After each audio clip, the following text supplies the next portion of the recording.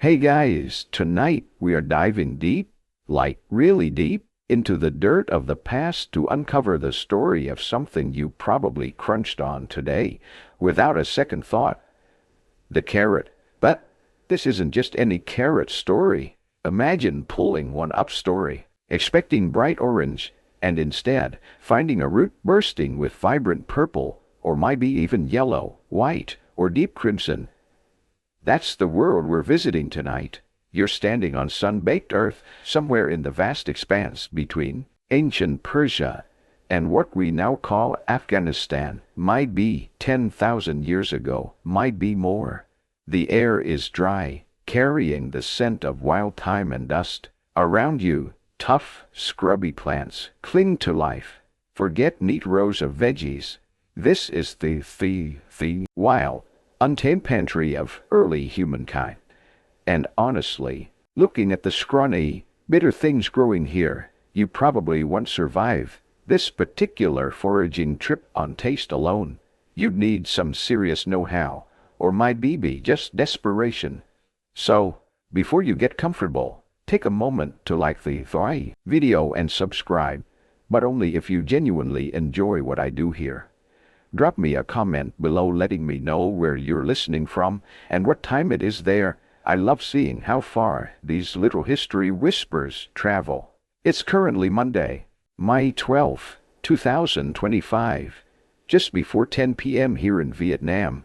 If you were wondering, now, dim the lights, maybe turn on a fan for that soft background hum, and let's ease into tonight's journey together. You crouch down, the dry earth crunching under your sandals. Okay, might be just rough leather wrappings. Let's be authentic here. Your eyes scan the low-growing greenery. You're looking for something familiar, yet fundamentally different. Not the plump, sweet orange cone you know from the plump supermarket produce aisle. No, you're searching for its wild ancestor, Gumdocus caroti. And there, nestled amongst other hardy plants, you spot it. Delicate, feathery leaves, almost fern-like, rising on thin stalks. It looks deceptively fragile, like something that might offer a tender bite. If you're lucky, it might even have its characteristic flat-top cluster of tiny white flowers, resembling lace, hence the common name many of its wild descendants carry today.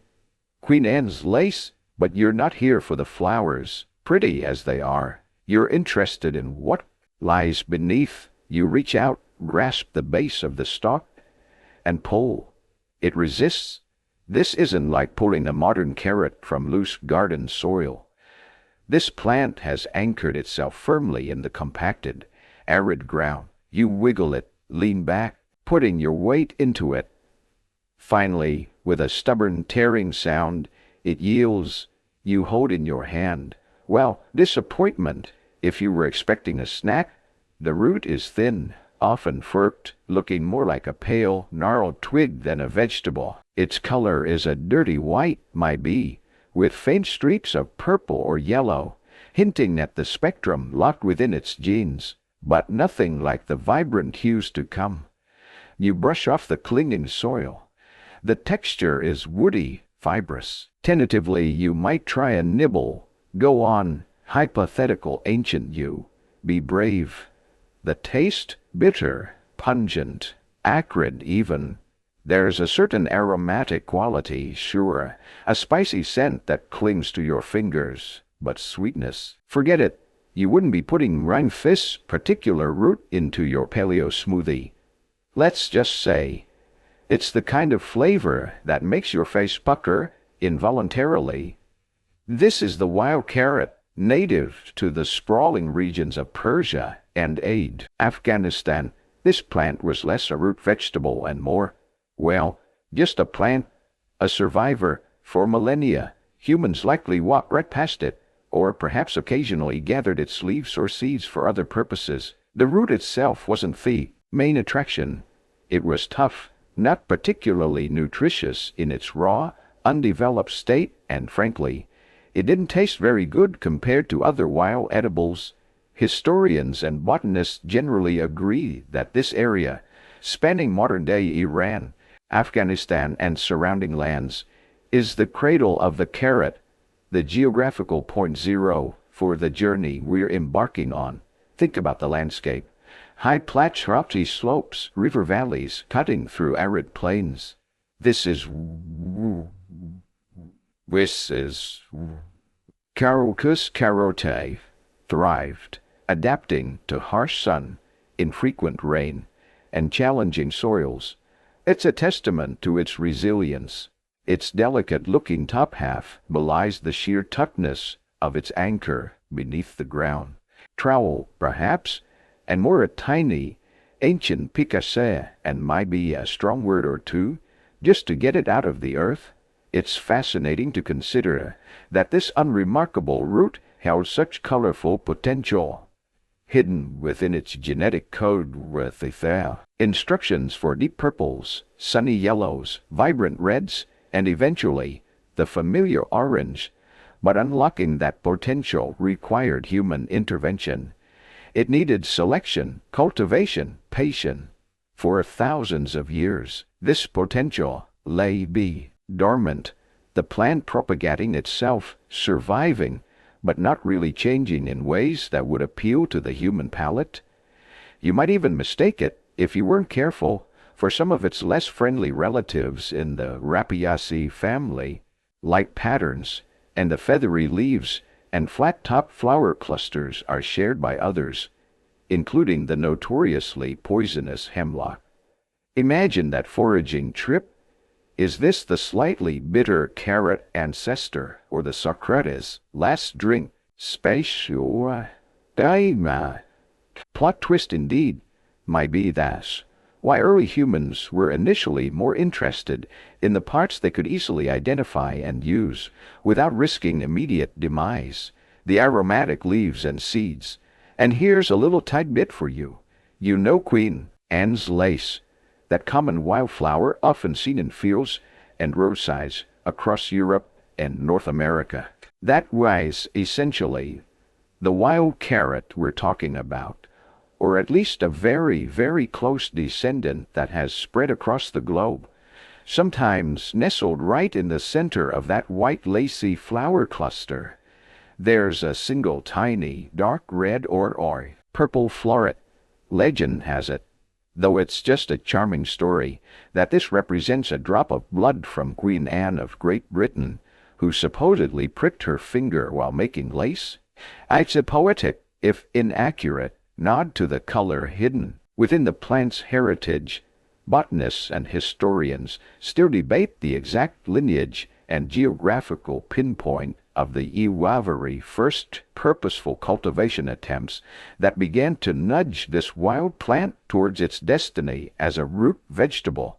In one specific valley, a particular community noticing a slightly less bitter, slightly more colorful mutation, pinpointing the precise aha moment in prehistory is tricky. What we do know is that around the 10th century CE, something started to change in this region. People began to look at this plant differently, not just as a source of aromatic garnish or dubious medicine, but as something potentially edible, something worth tending, and the carrots they started to favor weren't pale and unassuming. They were purple, deep, vibrant purple, and sometimes yellow, the orange carrot. It was still centuries away from even existing. So, picture that wild root again, pale, tough, bitter. Now, hold that image, because the next time we meet this plant, it will be undergoing a transformation nurtured in ancient gardens, beginning to show the first glimmers of the rainbow hidden within its humble origins. The journey from wild weed to cultivated crop is beginning, and it starts with a color you might least expect. And so, the scene shifts. You're still breathing the air of that same broad region, the highlands and valleys where Persia meets Afghanistan. But time has slid forward considerably. We're leaving prehistory behind and stepping into the relative bustle of the 10th century CE, around 1,000 years ago. The landscape is subtly changing. While the wild, untamed places still exist, You now see pockets of deliberate cultivation, early gardens, and small agricultural plots carved out near your settlements or along precious water sources. Here, humanity is starting to nudge nature to make choices. Remember that tough, bitter, pale root you hypothetically wrestled from the ground back in section 1? Well, someone's been paying it attention. More than attention, actually, they've been experimenting. You watch as early farmers, perhaps tending modest plots alongside grains and lentils, begin the slow, patient process of selection. Not science as we know it today, with genetic sequencing and climate control labs. It's observational, intuitive. It's noticing that one plant whose root seems a little thicker might be a bit less fiercely bitter when cooked, or perhaps, this is key, displays a flicker of interesting color. They save the seeds from gene-hacked plant. They replant them, season after season, generation after generation of plant life. They repeat the process. It's like curating the world's slowest, most vital playlist, keeping the tracks that resonate, discarding the duds. Faster than natural evolution, perhaps, but probably slower than waiting for that old dial-up internet connection to fire up. Patience was definitely a required virtue. What emerges from this meticulous centuries-long process is remarkable. The carrots being pulled from these early, cultivated plots are transforming.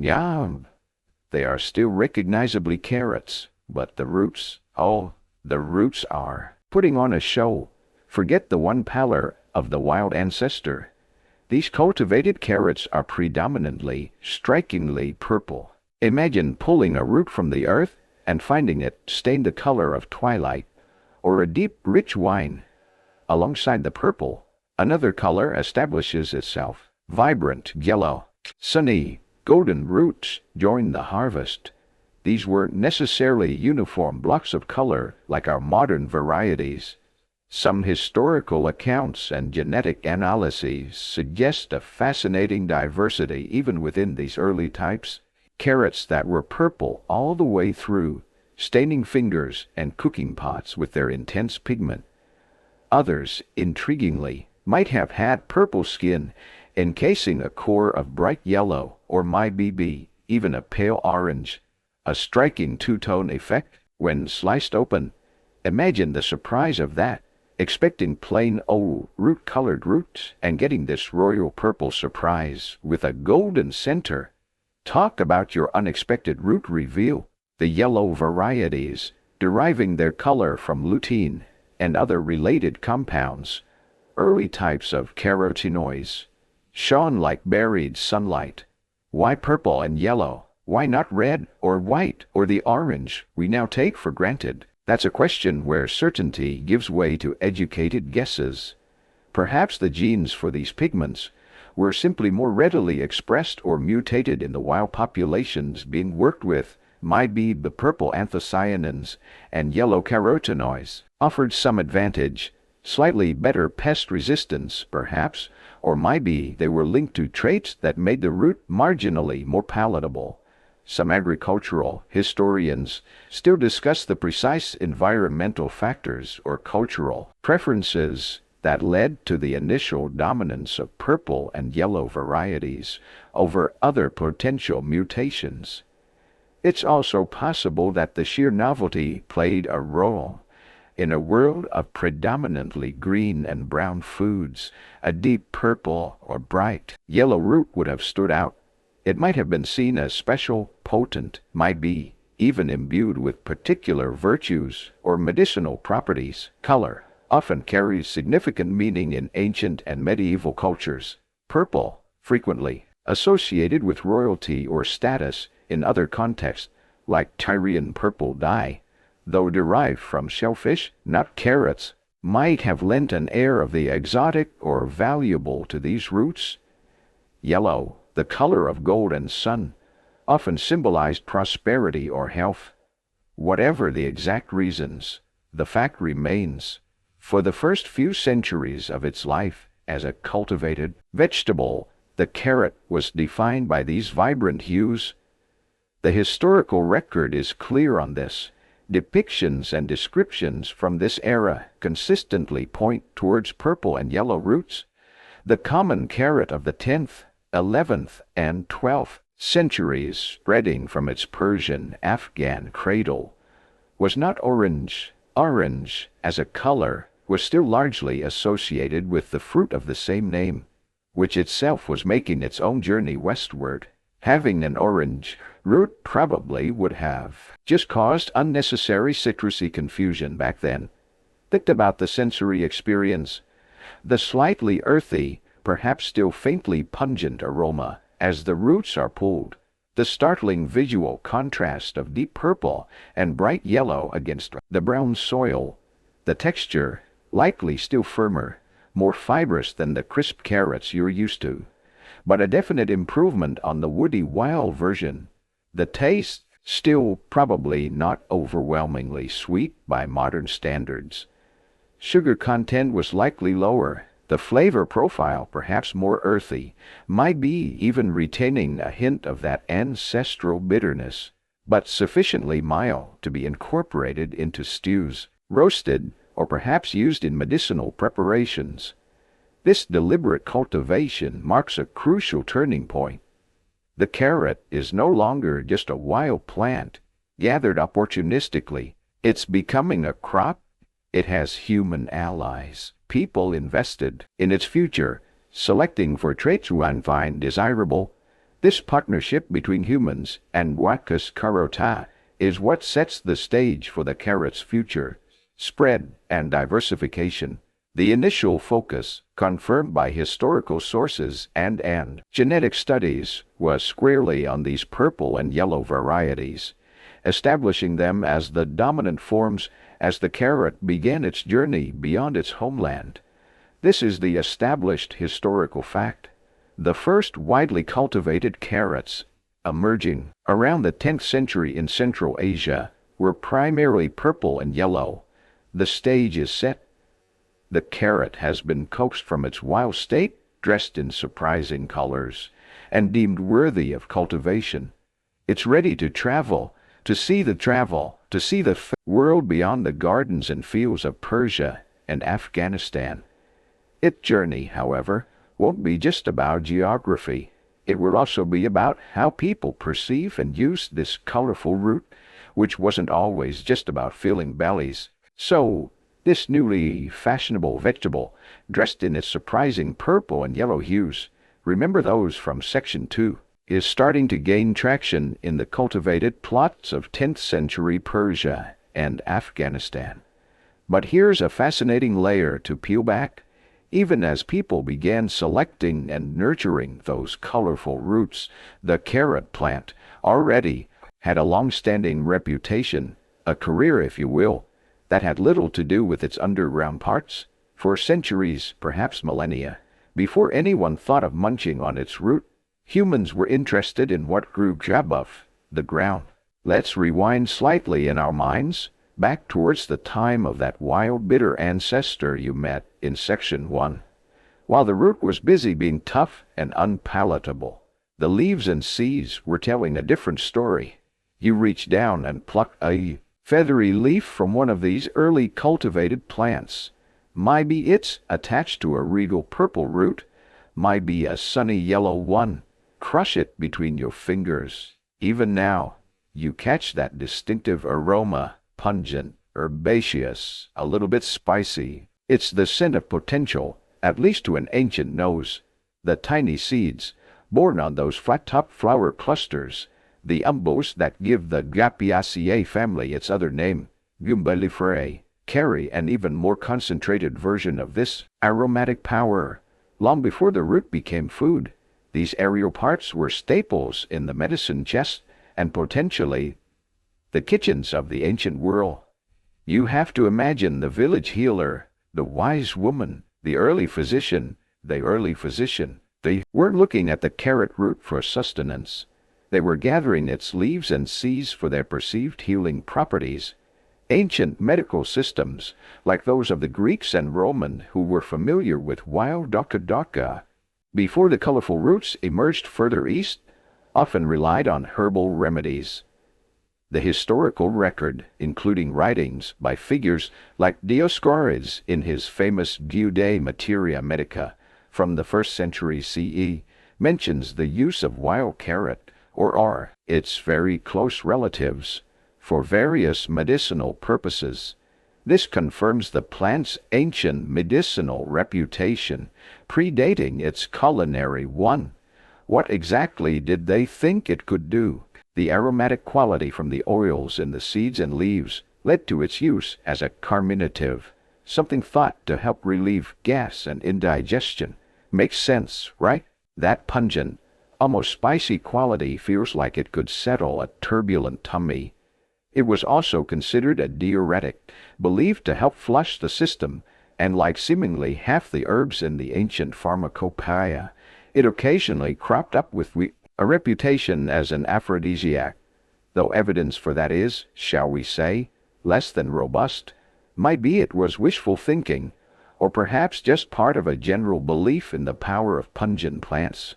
You can almost picture the sales pitch. Might cure your indigestion, might spice up your love life, might just make your stew taste vaguely of wild herbs. Worth a try, right? 50-50 odds seem reasonable for ancient remedies. Beyond strict medicine, the aromatic leaves might have been used as a flavoring agent, perhaps chopped and added to dishes like we use parsley or cilantro today, adding a fresh, slightly 50 odds, biting note. The seeds, with their concentrated volatile oils, could have been used as a spice, might be crushed or added whole to breads, stews, or preserved foods, much like their botanical cousins dill, fennel, caraway, or cumin are used. You can imagine the scent filling a kitchen, a different facet of the carrot than the sweet earthiness we associate with the root. And here's a more intriguing, slightly quirky historical tidbit regarding the seeds.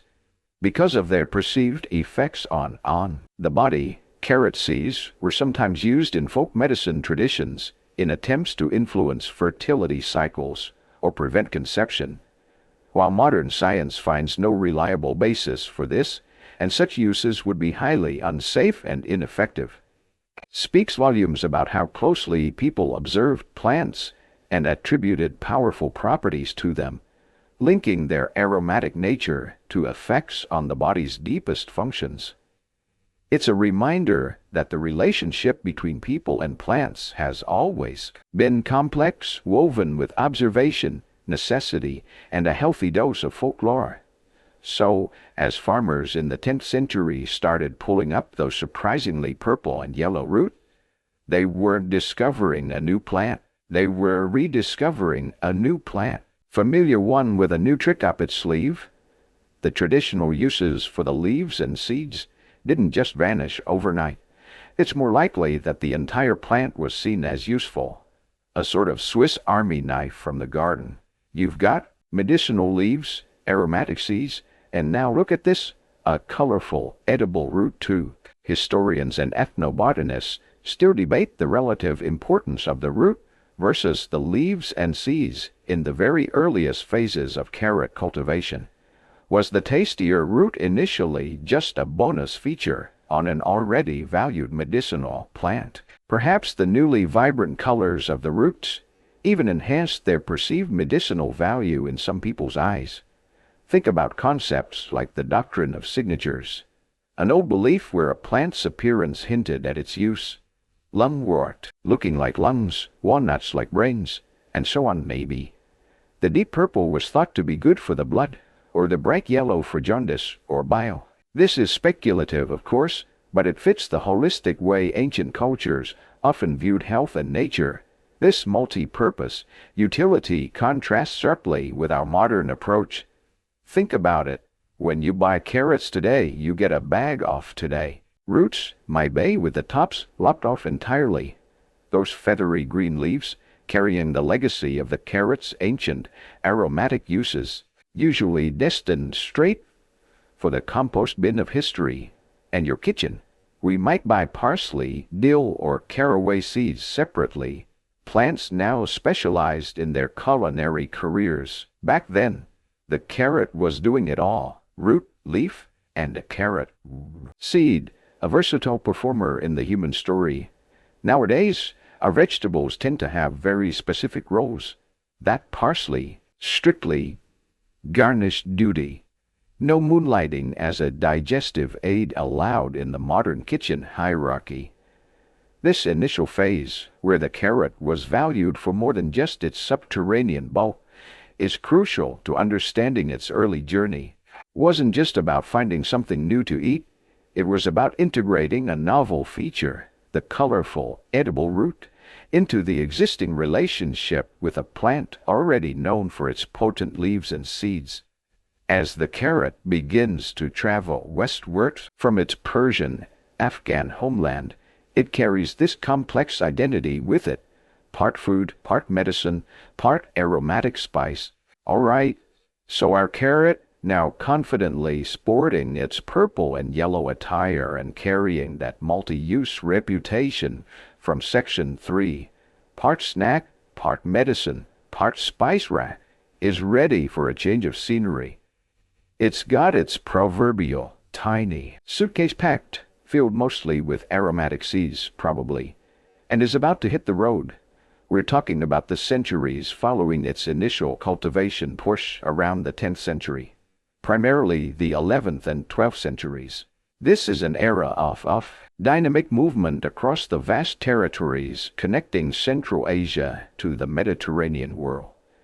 Imagine the landscape of trade and travel in this period. It's not a world of highways and cargo planes, obviously. It's a network of dusty caravan trails, sea routes plied by dhows and galleys, and pathways walked by scholars, merchants, soldiers, and pilgrims. Think of the Silk Road not just as a single highway for silk, but as a complex web of interactions carrying spices, textiles, technologies, ideas, and yes, even humble vegetable seeds.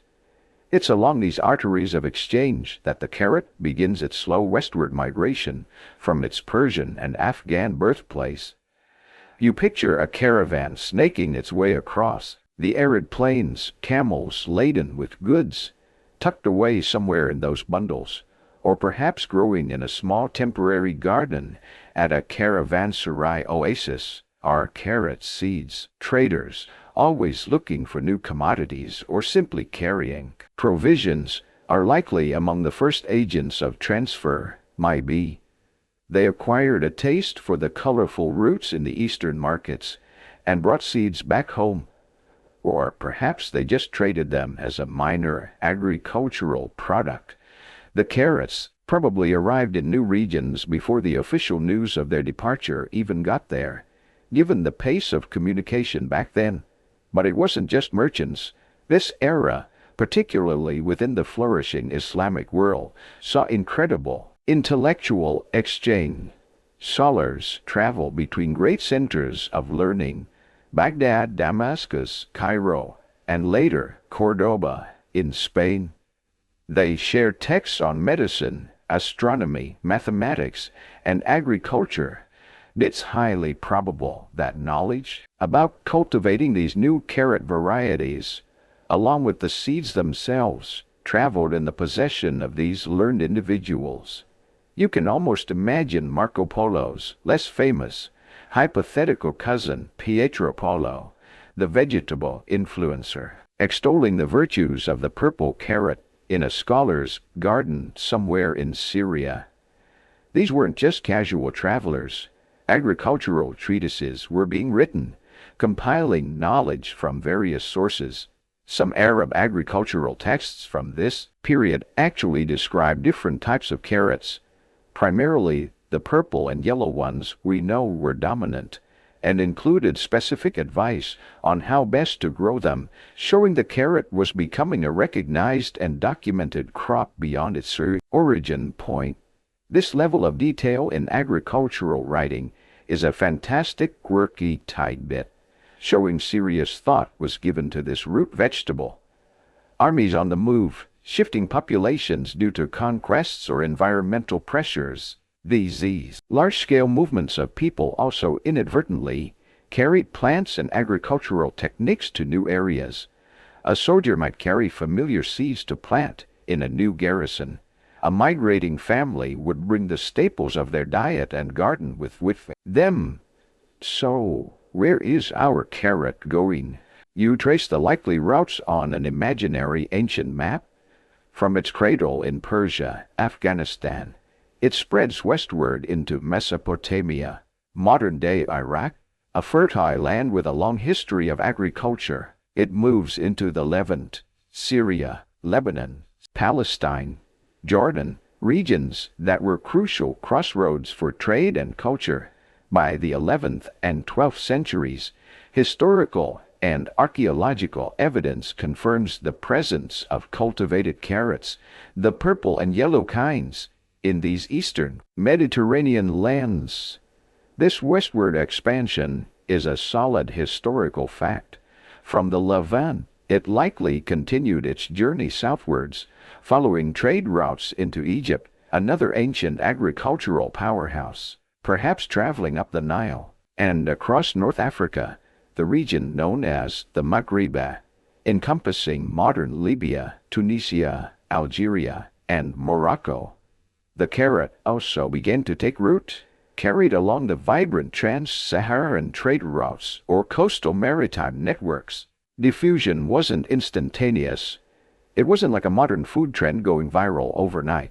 Think of it more like watching that viral video buffer on a shaky on-campus connection, a slow, incremental spread over decades, even centuries. In some places, it might have been readily adopted, perhaps finding similarities with existing root vegetables or fitting neatly into local cuisine. In others, it might have remained an exotic novelty for a time, grown in the gardens of the wealthy or the curious. Remember, it's still primarily the purple and yellow varieties making this trip. If you asked a farmer in 12th century Cairo or Damascus about an orange carrot, they'd likely look at you confused. People might inquire, "Is this carrot ripe?" And the farmer would just point to the vibrant color. "It's purple. What more do you possibly want? Orange simply wasn't on the menu yet." Scholars still piece together the exact routes and timing of the carrot's westward spread, debating the relative importance of overland trade versus maritime connections through the Indian Ocean and Red Sea, eventually linking to Mediterranean ports. Did it primarily travel with camel caravans across deserts? Or did seeds find passage on ships navigating the coastal waters? Probably a combination of both, a multi-pronged, gradual expansion. As it traveled, it carried its multiple identities. It was grown for its increasingly popular root, yes, but those traditional uses for the aromatic leaves and seeds likely traveled with it, finding echoes in the herbal medicine and culinary practices of the Middle East and North Africa. It arrives not just as a food, but as a plant with a history, a known entity in the world of medicinal herbs, now with this added feature of a colorful, edible root. This journey across the Islamic world is a crucial stepping stone. The carrot is now established far beyond its original home. It has adapted to new climates, new soils, new cultures. It's poised on the edge of Europe, looking across the Mediterranean from the shores of North Africa and the Levant, ready for the next stage of its great migration. So, our well-traveled carrot, predominantly purple and yellow as we saw in Section 4, has settled into new homes across the Middle East and North Africa. It's being tended in gardens, sold in bustling marketplaces, and finding its way into local marketplaces, dishes. But something fascinating happens when a plant or an idea, for that matter, moves into new environments and interacts with new groups of people. It starts to change. It diversifies. The period from roughly the 11th to the 14th centuries isn't just about the carrot spreading geographically. It's also about an expansion of its own internal palette. You're wandering through a sun-drenched souk, perhaps in 12th century Damascus or 13th century Cairo. The air is thick with the century Cairo of spices, roasting meats, and fragrant herbs, piled high on merchant stalls, alongside dates and olives. You see them carrots, but it's not just a sea of purple and yellow anymore. The rainbow is expanding. Yes, the regal purples are still prominent, perhaps in varying shades from deep, inky violet to a lighter lavender, and the cheerful yellows from pale straw to rich gold are there in abundance too. But now, you start to notice other hues making their debut. Look closer. Amongst the familiar colors, you spot roots that are a startling red. Not the purplish red of some anthocyanin-rich varieties, but a true, vibrant red, similar to a radish or even a beet. These red carrots, deriving their color primarily from lycopene, the same pigment that gives tomatoes their flush, and incidentally, a potent antioxidant, are beginning to carve out their own niche. Imagine the visual pop they would add to a dish, a brilliant crimson alongside the more subdued purples and yellows. And then there are the white carrots. Perhaps these seem less exotic, might be even a throwback to the paler wild ancestors. But these cultivated white varieties would have been selected for better texture and a milder flavor than their tough, bitter forebears. They offer a creamy, ivory counterpoint to the more intensely colored roots, a blank canvas in the increasingly vibrant carrot spectrum. Sometimes they might have a greenish tinge near the crown where, well, sunlight has kissed them. It's like a paint sample card for roots appearing in the market: desert sunset yellow, royal Persian purple, crimson gar red, and surprisingly not orange. Yet, how is this happening? It's the magic of cultivation paired with keen observation. Remember, plants are constantly undergoing tiny genetic mutations. Most are unhelpful or unnoticeable, but every now and then a mutation might result in a slightly different color, a variation in root shape, or a subtle shift in taste. In the wild, these might not offer a particular advantage, but in a cultivated garden, a sharp-eyed farmer might spot it. You can imagine them thinking, scratching their chin, that one's a bit redder than the others. Interesting. If that red carrot also happens to taste good or seems particularly hardy, the farmer will save its seeds, plant them, see if the trait persists. It's less survival of the fittest in the Darwinian sense, and more survival of the prettiest, or tastiest, or simply the most interesting, guided by human preference. This ongoing selection, happening simultaneously in countless small gardens and fields across diverse regions, is what fuels the first region's diversification. Each region might have slightly different soil, a subtly varied climate, and crucially, different human preferences. What appealed to a farmer in Anatolia might be different from what caught the eye of someone in Egypt. Carrot was essentially having its artisanal moment, a flowering of diversity long before we had heirloom labels. This expansion of colors wasn't just for show, though visual appeal in food has always mattered. Food historians continue to explore whether specific carrot colors were strongly associated with particular culinary uses or medicinal theories in different medieval Middle Eastern cultures, or if it was more a matter of local availability and general appeal. Perhaps the red carrots were thought to be more heating, or the white ones more cooling, in line with humoral theories of medicine prevalent at the time, or might be one color held up better in stews, while another was preferred raw or lightly cooked. We have historical records from the Byzantine Empire and various parts of the Arab world, from the 12th to 14th centuries, that explicitly describe carrots of various colors. Red, yellow, and purple are commonly mentioned, with white appearing too. Tells us the color palette was definitely expanding beyond the initial purple-yellow duopoly of its Central Asian origins. It's crucial to remember here that the now ubiquitous orange carrot is still conspicuously absent from the main stage, while the genetic precursors for orange, beta-carotene, were present in the yellow Varia precoce. Hue might have occasionally appeared.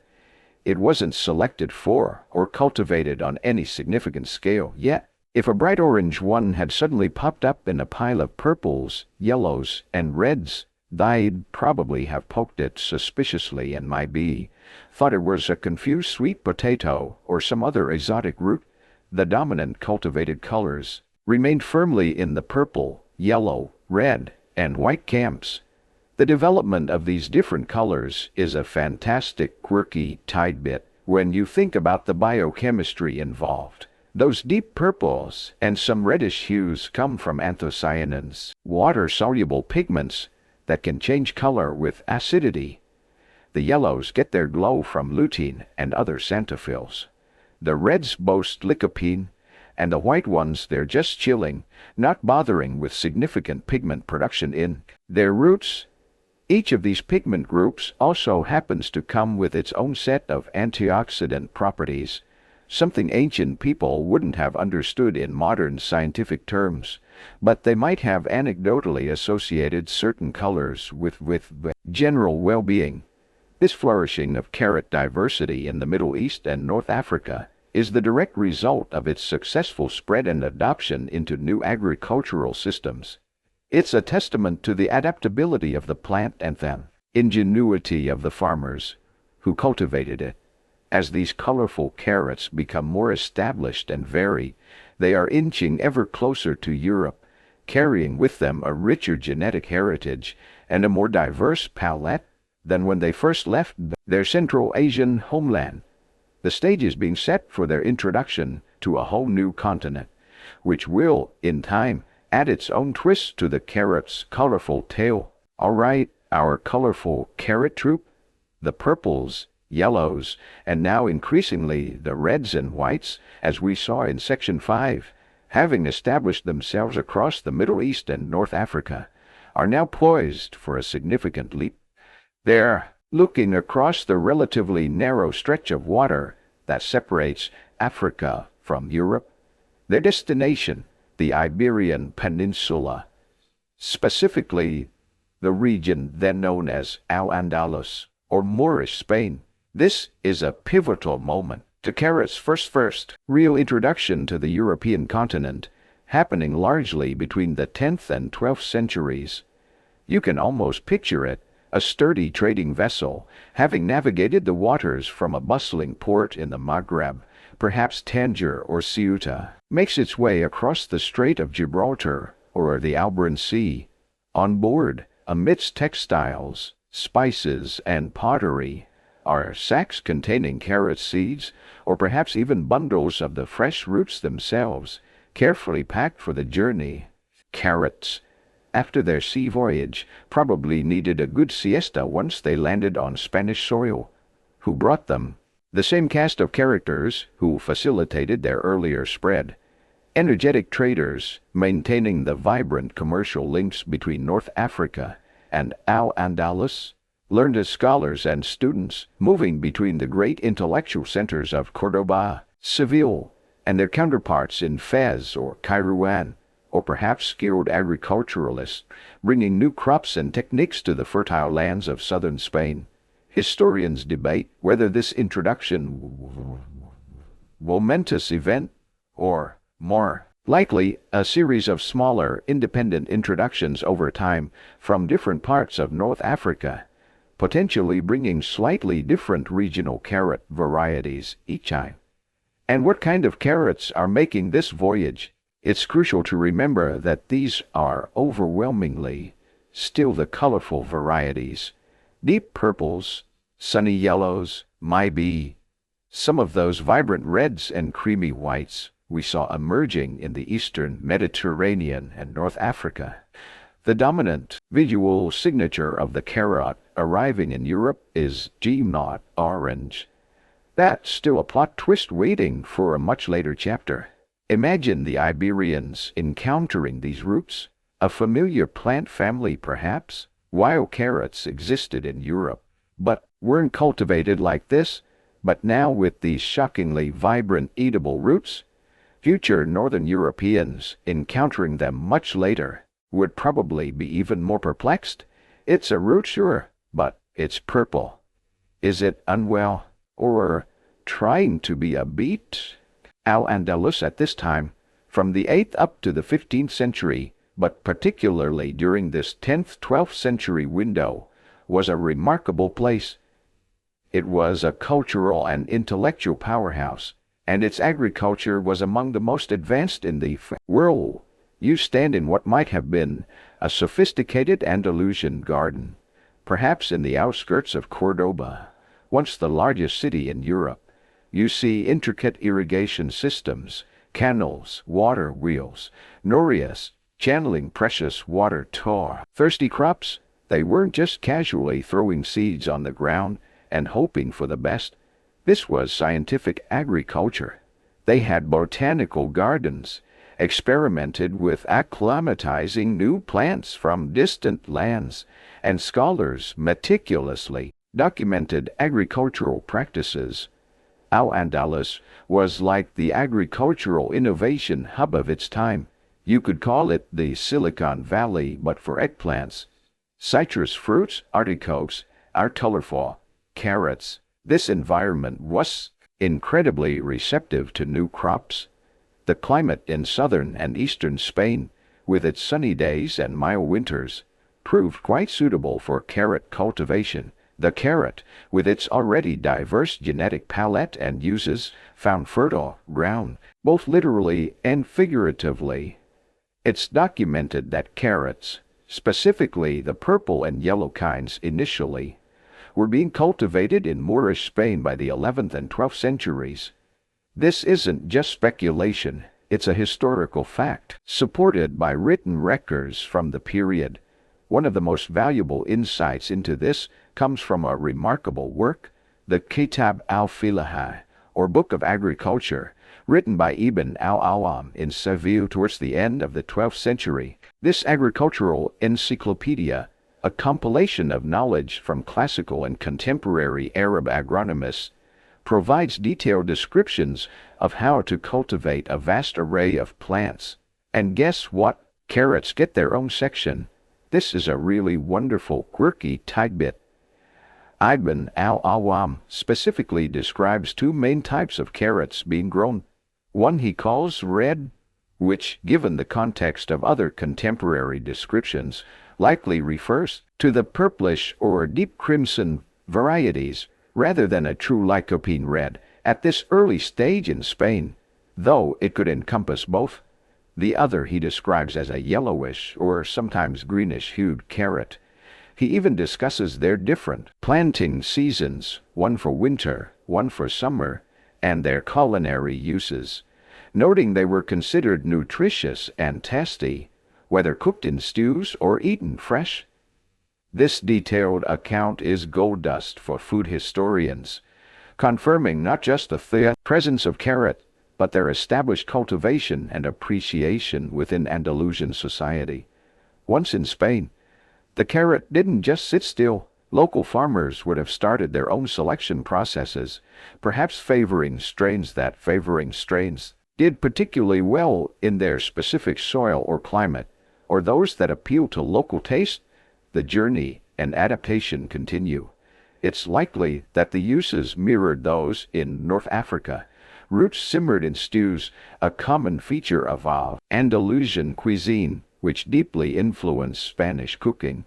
Perhaps some medicinal use of the leaves and seeds still persisted, a callback to its ancient heritage. The arrival and establishment of these colorful carrots in Al-Andalus is a massively important chapter in the carrot's story. This Iberian foothold is its gateway to the rest of Europe. From here, over the succeeding centuries, knowledge of the carrot and its seeds will slowly percolate northwards, across the Pyrenees, and via Mediterranean trade routes, eventually reaching Italy, France, Germany, and beyond. But for now, it's basking in the Andalusian sun, adding its purple, yellow, and reddish hues to the rich tapestry of Moorish Spain's advanced agricultural landscape, blissfully unaware of the orange future that awaits it much, much later. From their sunny foothold in Al-Andalus, which you explored in Section 6, those colorful carrots, the purples, yellows, reds, and whites, begin their slow, somewhat hesitant creep into the rest of medieval Europe. We're talking about a period stretching from the 12th or 13th century onwards, a gradual infiltration rather than a sudden conquest. Imagine these exotic roots still carrying the mystique of distant lands and sophisticated Moorish gardens, starting to appear north of the Pyrenees and across the Mediterranean into Italy. How are they traveling? Not by express post, that's for sure.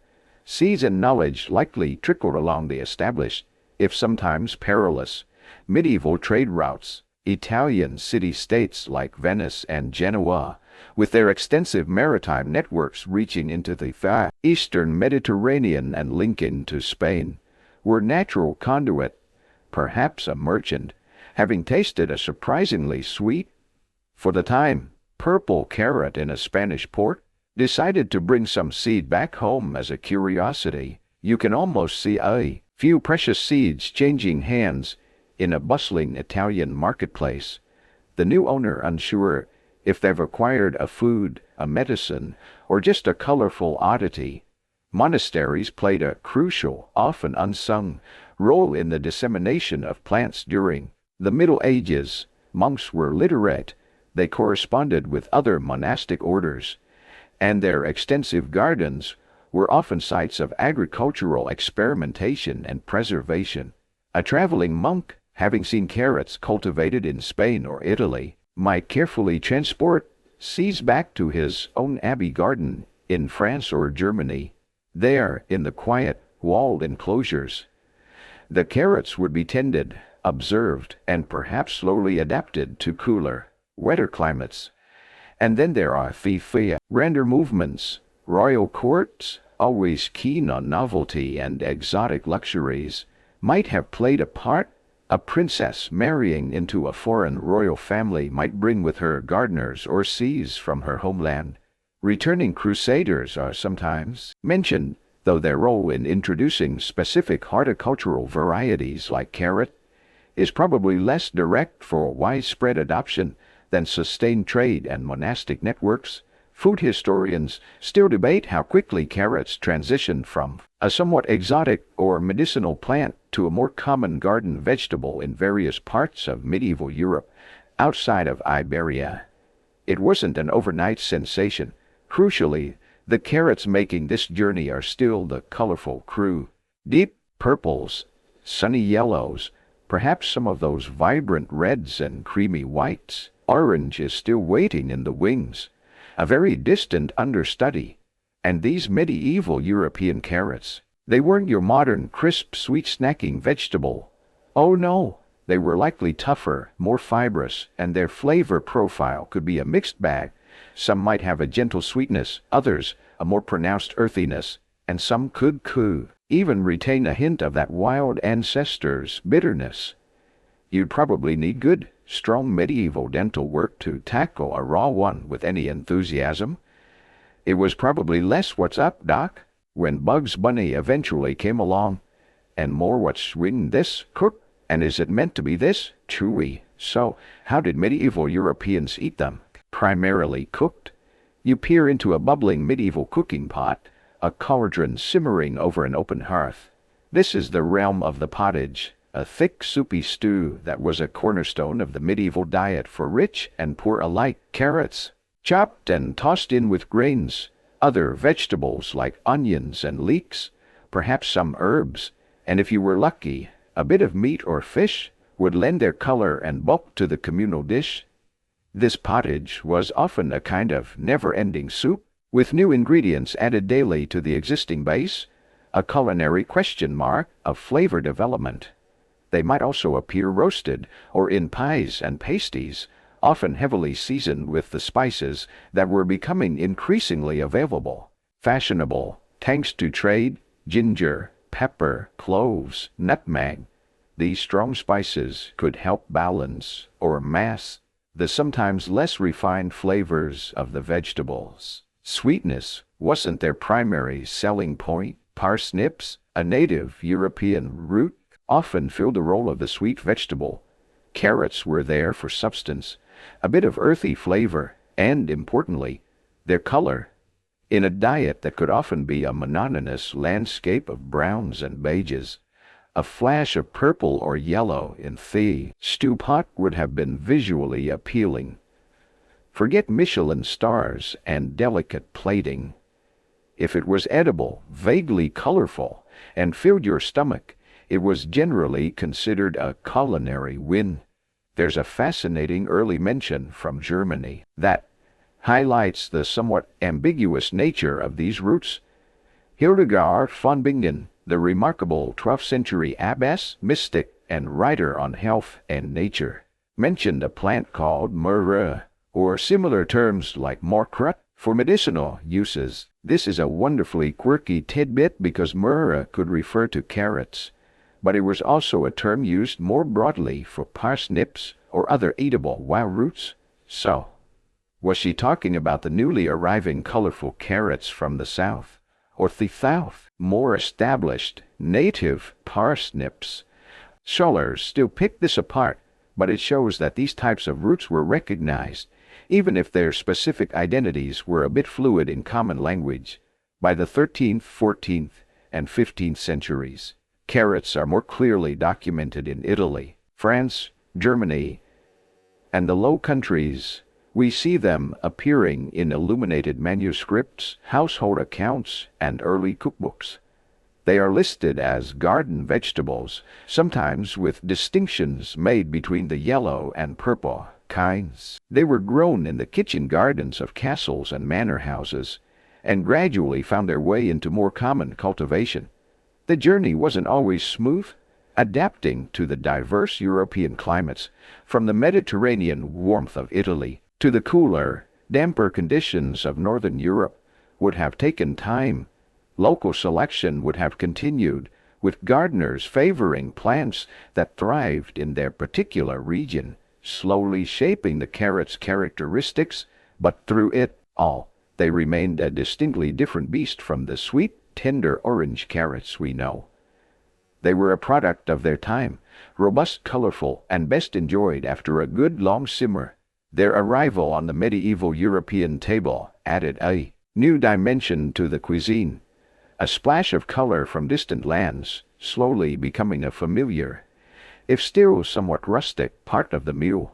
We've seen our colorful carrots, those purples, yellows, reds, and whites, make their way onto the medieval European table. As you recall from Section 7, they were often robust, perhaps a bit tough, and usually ended up in a simmering pottage. But as we move from the High Middle Ages into the late medieval period and the stirrings of the Renaissance, roughly the 14th to 16th centuries, a subtle shift begins to occur in the European carrot patch, particularly in the cooler climes of vast Northern Europe.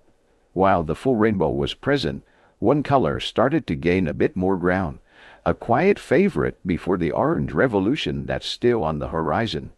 You browse an imaginary market stall, perhaps in 15th century Flanders or a bustling German town. The selection of roots is still varied, but you might notice a greater proportion of yellow carrots and their paler cousins, the weak white carrots. The deep, dramatic purples, while certainly still around, especially in southern Europe where they had a longer history, might be less dominant in these northern markets. It's not like they sent out a formal press release, now featuring more yellow carrots, less assertive purple. It was a gradual, almost imperceptible trend, driven by a confluence of factors.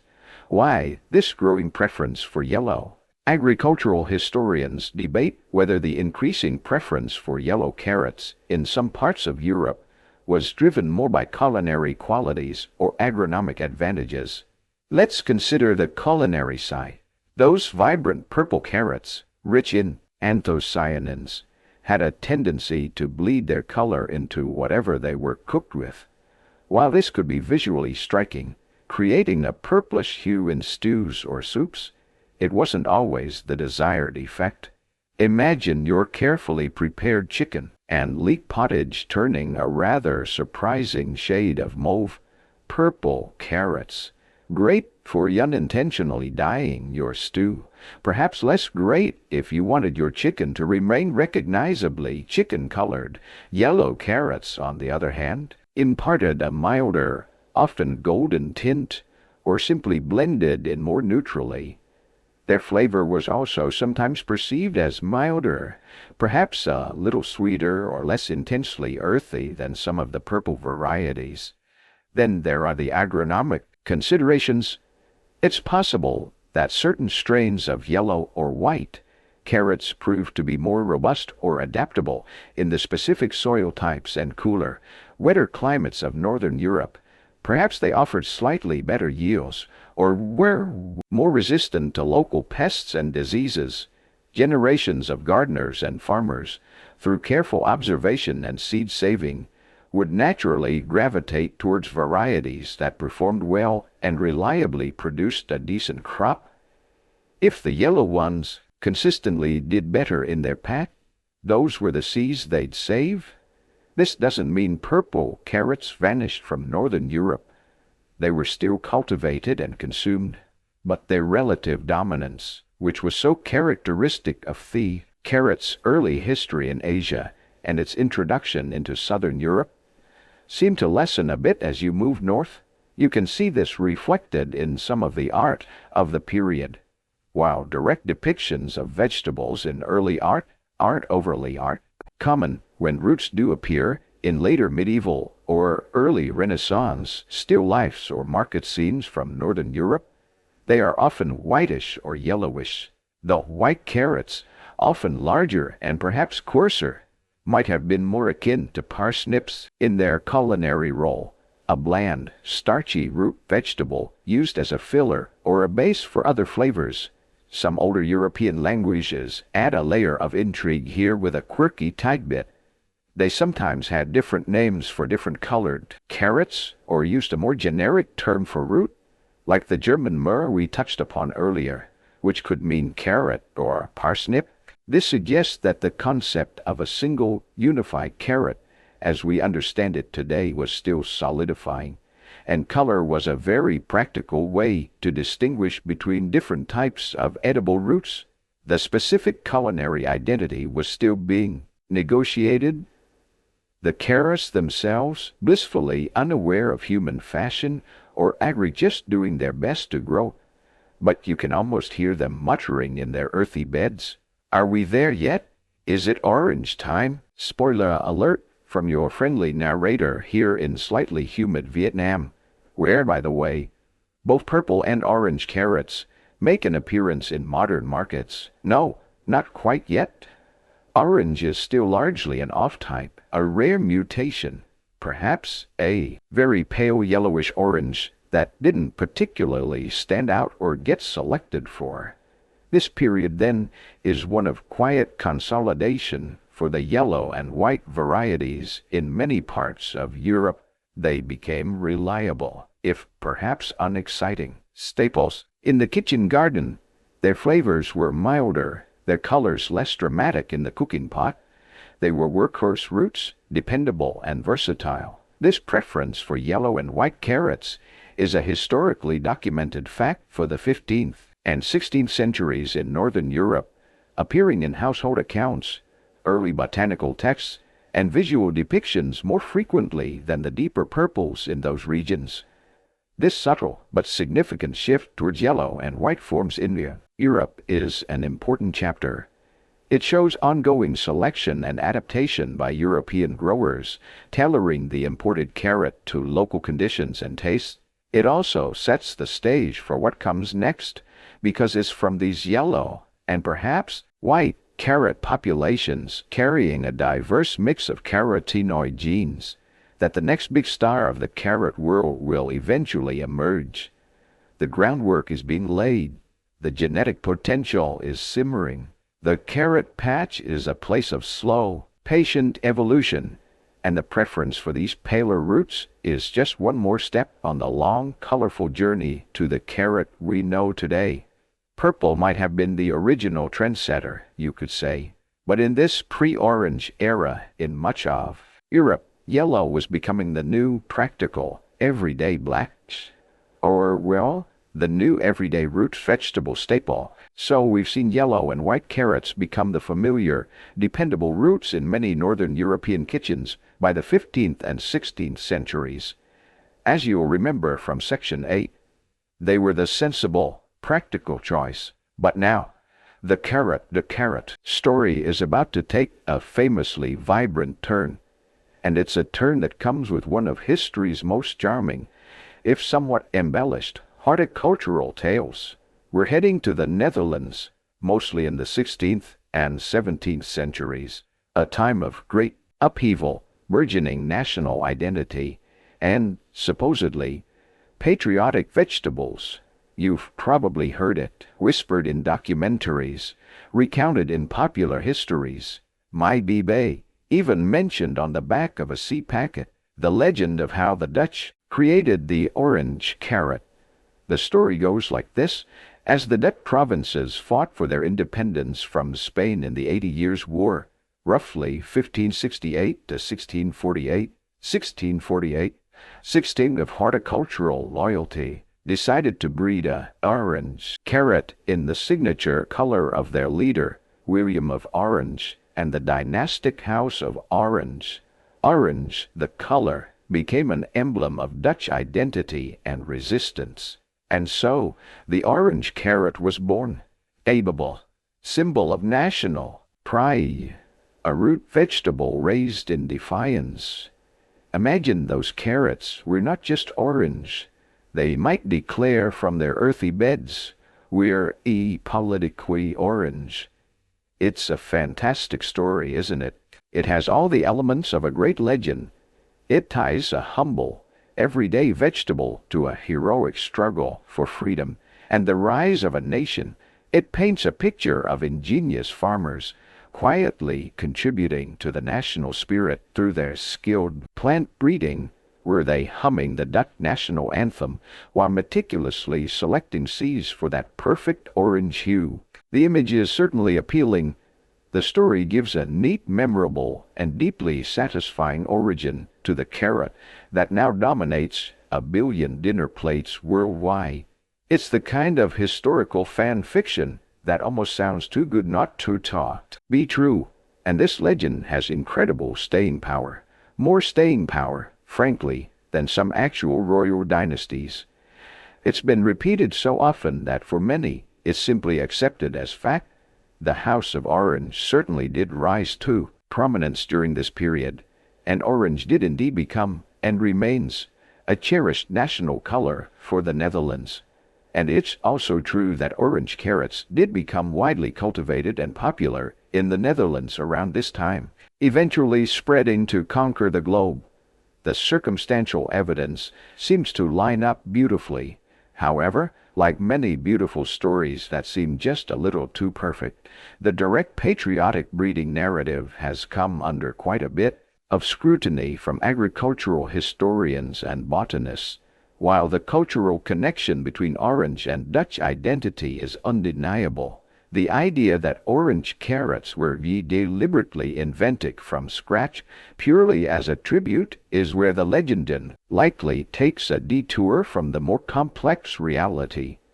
The exact origins of the orange carrot and the precise role of Dutch patriotism remain a subject of lively discussion, with most academic sources now leaning away from the direct tribute narrative towards a more complex agricultural evolution. For starters, as we've hinted before, orange-hued carrots, or at least yellowish-orange ones, probably existed as natural variants within the yellow carrot populations before this period of a Dutch revolt. Remember those yellow carrots? rich in xanthophylls and lutein. Well, some of these carotenoids are precursors to or relatives of beta-carotene, the pigment that gives orange carrots their characteristic color and their vitamin A goodness. It's likely that orange mutations occasionally appeared, but perhaps weren't initially as vigorous or as sweet, or simply didn't catch the eye of growers compared to the established purples, yellows, and whites. What seems more probable is that Dutch growers, who were indeed among the most skilled and innovative agriculturalists in Europe at the time. Just think of the tulip mania. Their work with potatoes and generally advanced farming techniques began to reselect for and improve orange or yellowish orange strains that showed promise. Quirky tidbit: the Dutch absolutely had the horticultural chops. They were renowned for their ability to develop and refine plant varieties. So, they were the right people, in the right place, at the right time. Why orange then, if not solely for patriotism? It could be that these emerging orange varieties offered genuine advantages. Perhaps they were sweeter, or had a more tender texture than the existing yellow or white types. Might be they stored better, or were more resistant to certain pests. The right, consistent orange color itself might have been simply more appealing in the kitchen than the sometimes variable yellows or the color-bleeding purples. Farmers and market gardeners are, above all, practical people. If a new variety sells better, tastes better, or grows better, they'll favor it. The patriotic connection might then be a case of fortunate timing and subsequent storytelling, the rise of a superior orange carrot coinciding with orange, becoming a powerful national symbol. Once these improved orange carrots became prominent because of their good qualities, their color would have naturally and beautifully aligned with the national sentiment. It's easy to see how the narrative would then crystallize. Of course, our wonderful orange carrots are a tribute to the House of Orange. It's a much better story than, well, these orange ones just happen to have a higher beta-carotene content and a lower lignin percentage, leading to improved palatability and market appeal. So, while the image of a Dutch farmer in wooden clogs defiantly breeding an orange carrot to tune his nose at the Spanish is wonderfully romantic, the reality is likely more nuanced. It involves careful agricultural selection over time, building upon existing genetic diversity. The Dutch undoubtedly played a pivotal role in popularizing and standardizing the orange carrot, making it the dominant type it is today. They were the ones who really put it on the map, but whether it was a direct, conscious act of patriotic invention from the get-go is where the story enters the realm of cherished folklore. The legend persists because it's a powerful and attractive one, linking food, history, and national identity in a very satisfying way. But next, we'll explore what agricultural history suggests is the more probable, though perhaps less overtly heroic, botanical journey of how that bright orange truly came to be the king of the carrot world. So we've enjoyed the charming legend of the patriotic Dutch growers breeding orange carrots specifically for the House of Orange, which we explored in Section 9. It's a great story, but like many great stories, the reality on the ground, or rather, in the ground, seems to have been driven by more practical, if less overtly romantic, forces. Let's peel back the layers of folklore and dig into the more likely botanical and agricultural developments that gave us the sweet, vibrant orange carrot we know today. While the Netherlands is almost certainly the place where the modern orange carrot was refined, standardized, and launched onto the world stage during the 16th and 17th centuries, the process was likely less a sudden invention and more a skillful evolution. Think of it less as a revolutionary act and more as a highly successful product development cycle, building on existing technology. The technology here being the genetic diversity of the carrots already available. Remember those yellow and white carrots that had become common across Northern Europe? Section 8. They were the foundation. These carrots already possessed a range of carotenoid pigments. Within these populations, natural genetic mutations would occasionally occur. Some mutations might lead to a higher concentration of specific carotenoids called alpha and beta carotene. These are the pigments that absorb blue and green light, reflecting yellow and red light, which our eyes perceive as orange. So, yellowish orange, or even truly orange roots, would pop up now and then, spontaneously. Now enter the Dutch growers of the 16th and 17th centuries. As we noted, these weren't just average farmers. They were at the cutting edge of European horticulture. You picture a meticulous Dutch gardener, perhaps tending rows near Leiden-Hoorn, Amsterdam, walking amongst his yellow and white carrots. He spots an orange one. He doesn't necessarily think, aha, for the Prince of Orange. He might be thinking more practical thoughts. He pulls it up, cleans it off. Might be he tastes it, or would make him save the seeds from this orange mutation, rather than discarding it as an oddity. This is where selection criteria, beyond pure patriotism, likely come into play. First, taste and texture. These emerging orange strains, rich in beta-carotene, often happen to be sweeter and significantly less woody or fibrous than many of the older purple, yellow, or white varieties. They had higher sugar content and lower levels of compounds that cause bitterness or toughness. You can almost hear the internal monologue, less for the glory of orange, and more hum. This one actually tastes pleasant raw and doesn't have the texture of tree bark. This potential for a milder, sweeter flavor and crisper texture would be a huge advantage. Second, raw color and appearance. While the patriotic connection is debated, a uniform, bright orange color might simply have had more market appeal than the sometimes variable yellows or the purples that could stain everything. It looked clean, vibrant, and perhaps, subconsciously, people associated the bright color with vitality. They didn't know about vitamin back then, of course, but they certainly knew when something looked appetizing. This orange one makes my stew look sunny and tasteless. Medieval might be a closer approximation of the culinary assessment. Third, agronomic traits. Data. Dutch growers were commercially minded. They needed crops that grew reliably, gave good yields, and perhaps stored well through the winter to supply the growing towns and cities.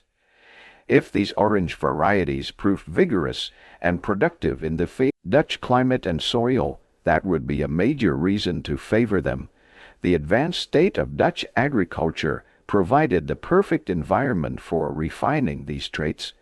They understood seed selection, soil preparation, and cultivation techniques. They weren't just randomly saving seeds. They were actively developing improved strains. This led to the emergence of distinct orange carrot cultivars, recognizable, stable varieties that people could ask for by name.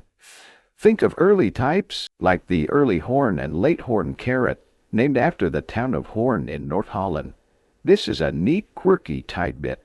The development of these Hoorn types, which were often shorter and stumpier, suggests practical adaptation. These shapes were better suited for growing in the heavier, sometimes shallow soils common in parts of the Netherlands, compared to long, slender roots that might struggle or break.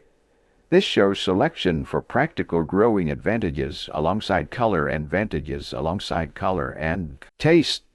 Other types, like the long orange, were also developed, becoming ancestors to many of the carrots we eat today. while the exact timeline and the specific precursor populations for the first truly stable orange carrots are still refined through genetic studies of historical and modern varieties. The consensus points firmly to the Netherlands in this period as the key development hub. This process was essentially carrot 2.0, taking the existing models, yellow-white carrots, identifying promising new features, orange color, sweetness, tenderness via mutation, and then refining them through selective breeding for better performance and user experience. The high concentration of beta-carotene in these new orange carrots was, in retrospect, a massive nutritional bonus, being a precursor to vitamin A. While 17th century growers didn't know the biochemistry, this nutritional advantage might have contributed to the health and vigor of populations consuming them, indirectly reinforcing their popularity.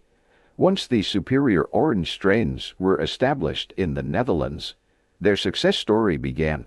Their improved taste, texture, and reliable growth made them highly desirable.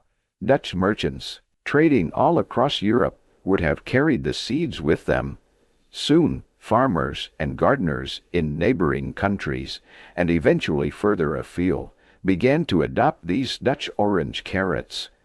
They were simply better in many ways than what was available before.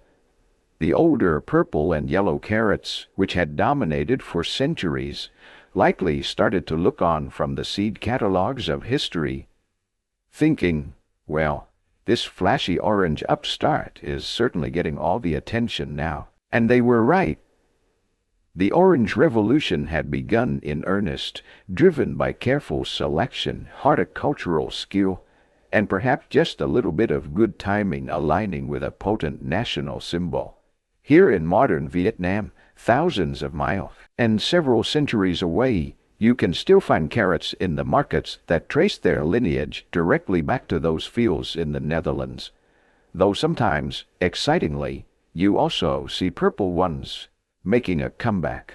All right, our bright orange carrot, having risen to prominence in the Netherlands and quickly spreading through European gardens and kitchens, as we saw in Section 10, is about to embark on its next great adventure. It's packing its bags, or rather, its genetic code neatly bundled into tiny, unassuming seeds, for a long sea voyage. Destination, the Americas. This is the era of colonization, primarily the 17th and 18th centuries, when waves of Europeans crossed the Atlantic, seeking new lives, fortunes, or religious freedom, and bringing fragments of their old world with them, including the plants they relied upon. You imagine the scene. A bustling European port might be Amsterdam, London, La Rochelle, or Lisbon. Ships are being loaded with supplies for the arduous journey and the establishment of new settlements. Alongside barrels of salted meat, tools, and textiles, people are carefully packing seeds, not just cash crops like tobacco or sugarcane, but the essential vegetables needed to start a garden, to create a semblance of home, to survive. Among these vital seeds, tucked into small pouches or wooden boxes, are carrot seeds. And by this time, the carrots being packed are overwhelmingly the orange varieties, the descendants of those strains so skillfully developed by the Dutch. It was like loading your essential comfort apps onto your phone before a long international move, like my move here to Vietnam.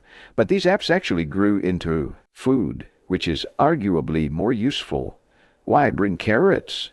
They were familiar, a known quantity in the European diet. They were relatively easy to grow in a range of conditions.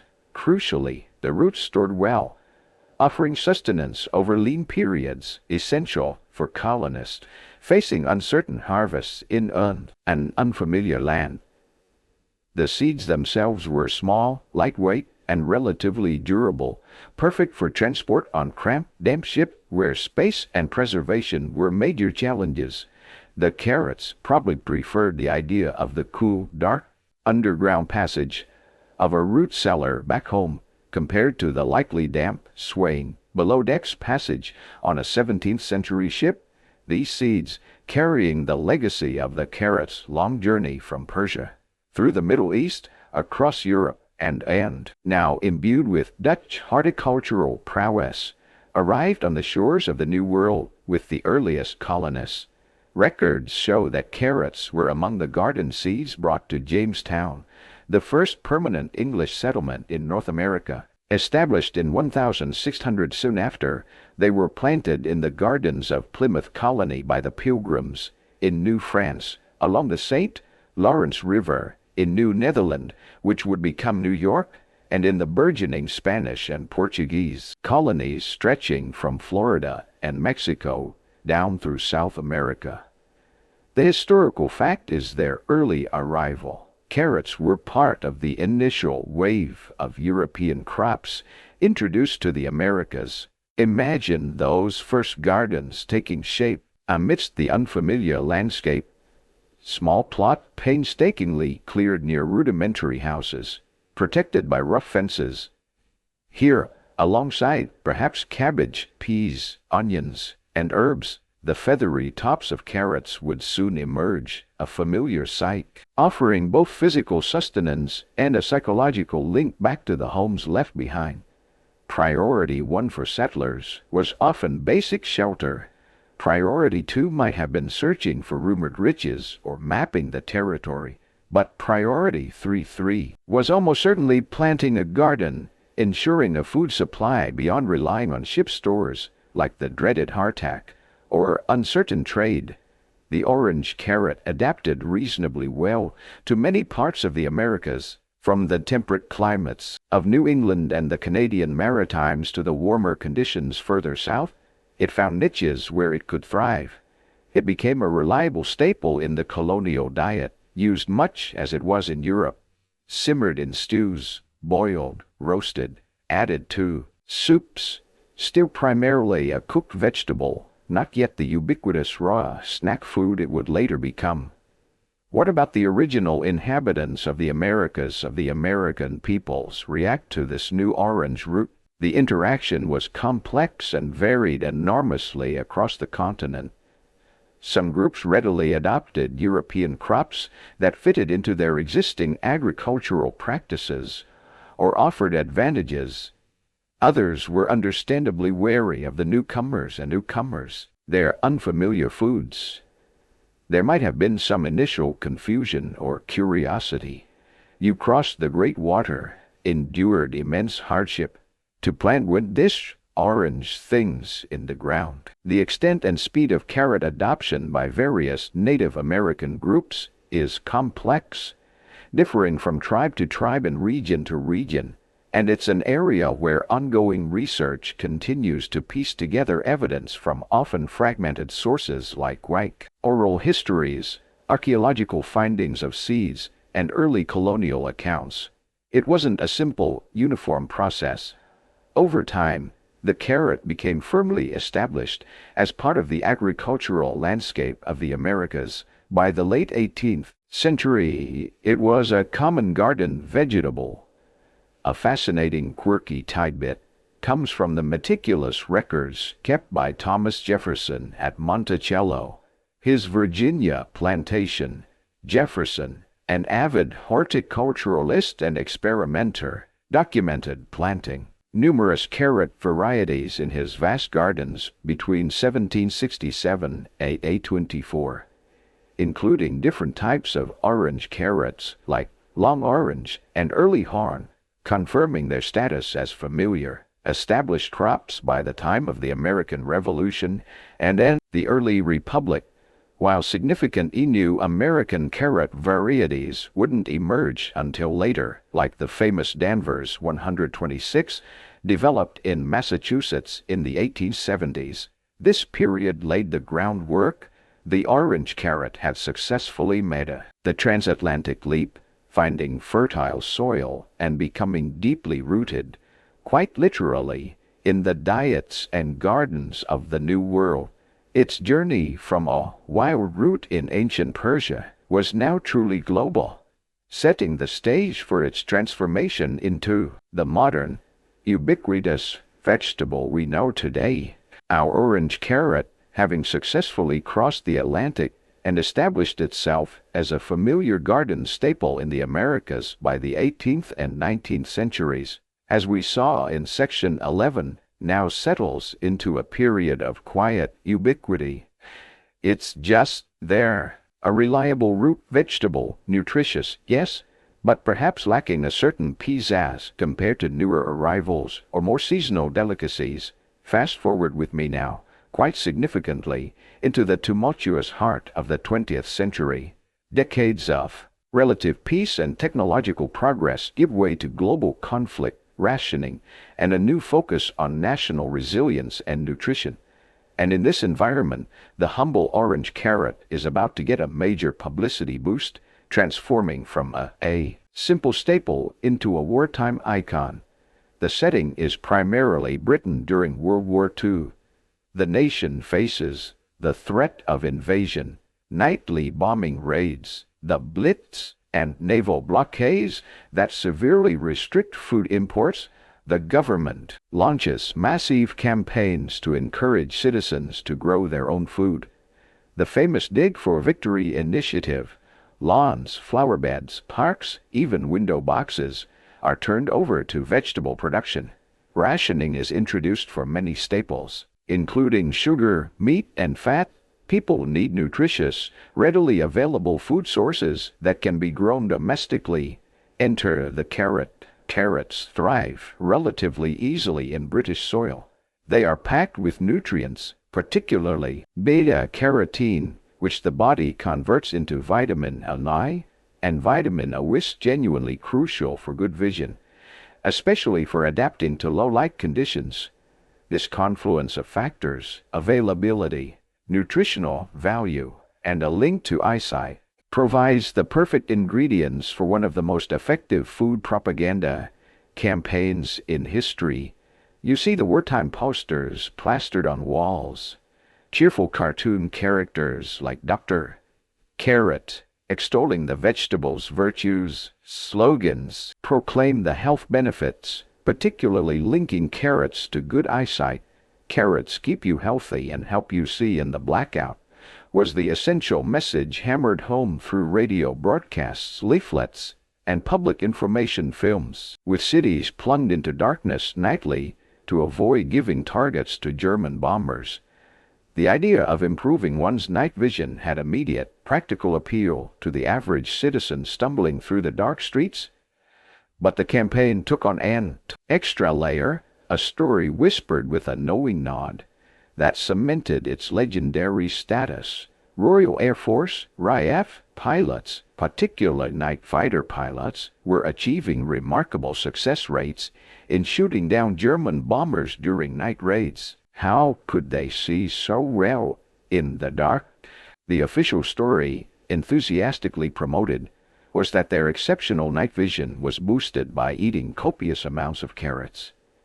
You imagine people across Britain dutifully munching on carrots, feeling a sense of solidarity with the brave pilots overhead, doing their bit for the war effort by eating their veg. Now, here's where the story gets intriguing and enters the realm of clever propaganda, possibly even disinformation. While vitamin A is essential for vision, consuming extra carrots beyond what's needed to prevent deficiency doesn't grant superhuman night vision. Pilots weren't suddenly developing eagle eyes, or owl eyes perhaps. They were simply ensuring they weren't hampered by a deficiency. Their success wasn't primarily down to diet. It was down to a top-secret technological advantage. Airborne radar, known then as RDF, range and direction finding. This technology allowed RAF fighters to detect enemy aircraft long before they were visible to the naked eye. According to the popular narrative, the British government deliberately pushed the carrot story to explain the pilot's success and, crucially, to divert German attention away from the real reason. the existence of effective radar technology. If the Germans believed British pilots simply ate a lot of carrots, they wouldn't focus their intelligence efforts on discovering the electronic wizardry that was actually tipping the scales. It was, the story goes, the ultimate veggie tale. How the humble carrot helped conceal a game-changing military secret. How much of this radar deception narrative is perfectly accurate. Historians continue to debate the primary motivation and exact timeline of the British carrot propaganda. Some argue the intense promotion began simply to encourage consumption of a plentiful, nutritious, domestically grown food during rationing, and the link to pilots' existing success, already aided by early radar, was a convenient and motivating angle added later. Others maintain the radar cover-up was indeed a key, perhaps even initial, objective, regardless of the precise origins and intentions. The campaign was wildly successful on multiple fronts. Carrot consumption soared. People planted them everywhere, and because carrots were plentiful and sugar was scarce, ingenious cooks came up with all sorts of ways to use them. This is a quirky tidbit from the era. Wartime recipe books featured carrots in everything from savory pies and stews to surprising sweet concoctions like carrot pudding, even a drink called carolade, carrot fudge. Sounds intriguing, or maybe just very orange and possibly quite earthy. But it shows the lengths people went to utilize this abundant resource. The campaign's most enduring legacy, however, is the cemented association between carrots and good eyesight. Even today, decades later, how many parents around the world, perhaps even here in Vietnam, where the story might have spread, tell their children to eat their carrots because they'll help them see in the dark. That W2 public relations campaign had incredible legs, embedding itself deeply into popular health folklore.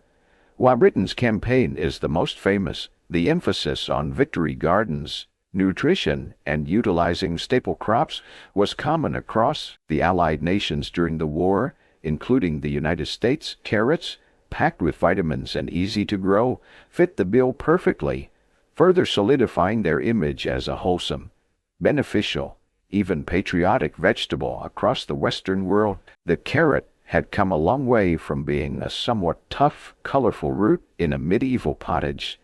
It was now a scientifically endorsed, or at least propagandistically endorsed, health food, a symbol of resilience, and just a secret agent in disguise. So, the orange carrot, boosted by wartime propaganda and decades of focused agricultural breeding for uniformity and yield, became the undisputed king for much of the mid to late 20th century. If you thought carrot, you pictured orange, bright hue, heavily associated with vitamin. Thanks to Dr. Carrot and his colleagues, remember Section 12 dominated supermarket shelves, frozen food aisles, and baby food jars. For a while there, it really seemed like carrots only came in orange and slightly more orange. The vibrant purples, sunny yellows, creamy whites, and striking reds that defined the carrot's history for centuries had largely faded from mainstream view, relegated to the realm of historical curiosity, or kept alive only by dedicated seed savers and gardeners off the beaten path. But then, towards the end of the 20th century and accelerating into the 21st, something wonderful began to happen. A shift in perspective, a growing appreciation for diversity, for flavor, for the stories embedded in our food. The pendulum started to swing back. You begin to see a renewed interest in the carrot's hidden rainbow. What sparked this renaissance? Several threads weave together. Consumers started seeking more variety, getting interested in heirloom vegetables, varieties with a history, often passed down through generations. Farmers' markets blossomed, creating direct connections between growers cultivating unique produce and curious eaters eager for something beyond the standard supermarket fare. There was a growing movement towards natural foods and understanding where food comes from. You browse a vibrant farmer's market today, perhaps even here in Vietnam, where alongside the familiar orange, you might occasionally spot deeper hues, and the sheer variety is often astounding compared to just a few decades ago. Nutritional science also played a critical role. The vitamin, a story of orange carrots, was well established. Researchers began to highlight the distinct health benefits associated with the pigments found in dark colors. Those deep purple carrots, packed with anthocyanins, powerful antioxidants also found in blueberries and red cabbage, potentially beneficial for brain health and reducing inflammation. The red carrots owe their color to lycopene, the same antioxidant renowned in tomatoes, linked to heart health. Yellow carrots are rich in lutein, important for eye health, specifically protecting the macula. Suddenly, the advice to eat the rainbow took on a whole new meaning.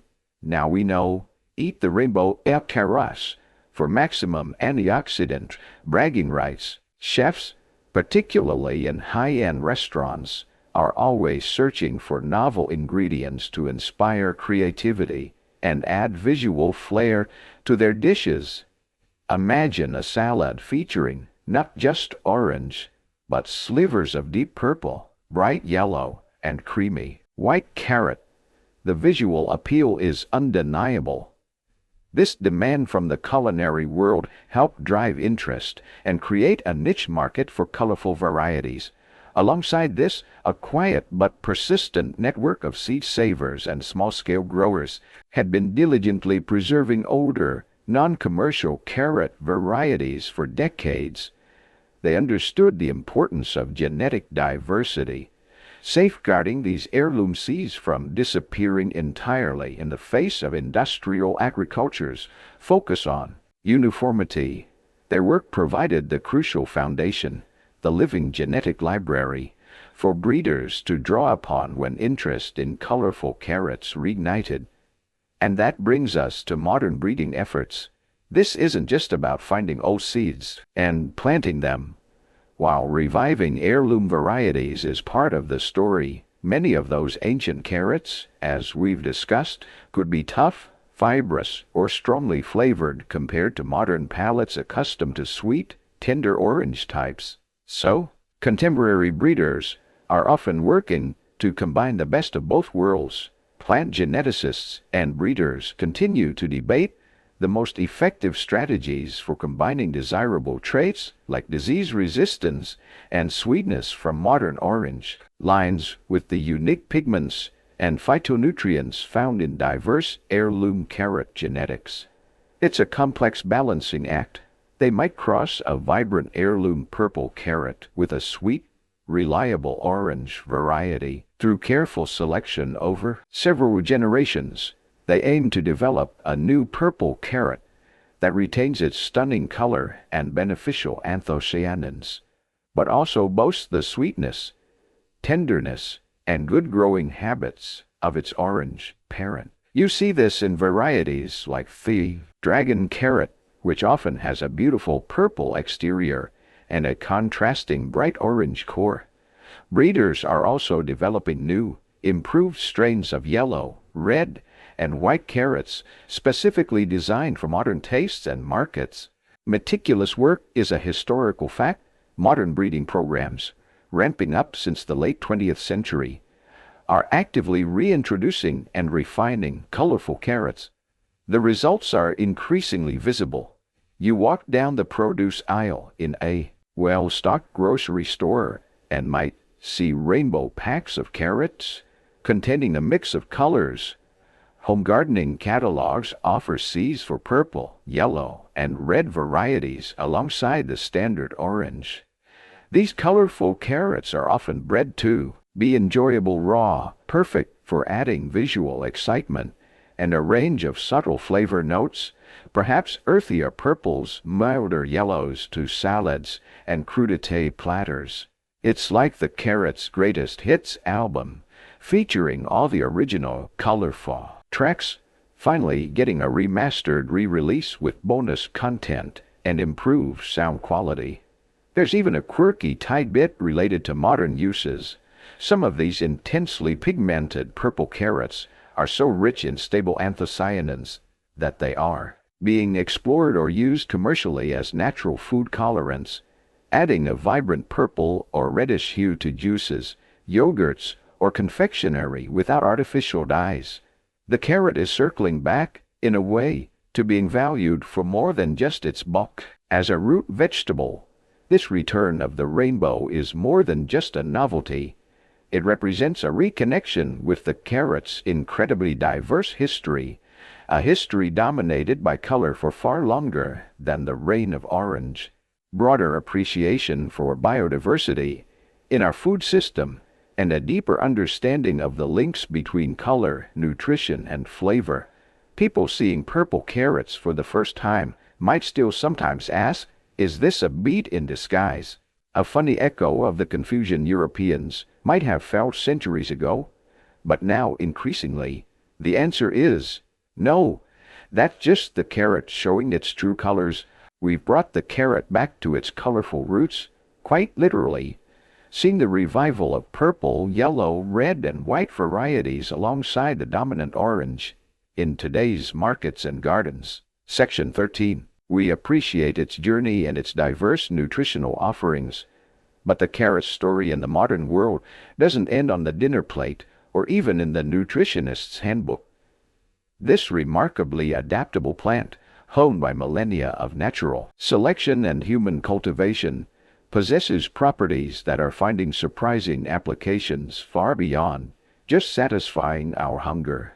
It seems the carrot is aiming to infiltrate every aisle of the supermarket, not just the produce section. Think about those vibrant pigments we discussed, the anthocyanins giving purple carrots their regal hue, the lycopene blushing in the red ones, the lutein glowing in the yellows, and of course, the beta-carotene signature of the orange standard. Compounds aren't just pretty or good for us. They are also valuable, natural colorancy. In a world increasingly wary of synthetic dyes in food and cosmetic, manufacturers are turning back to nature's palette.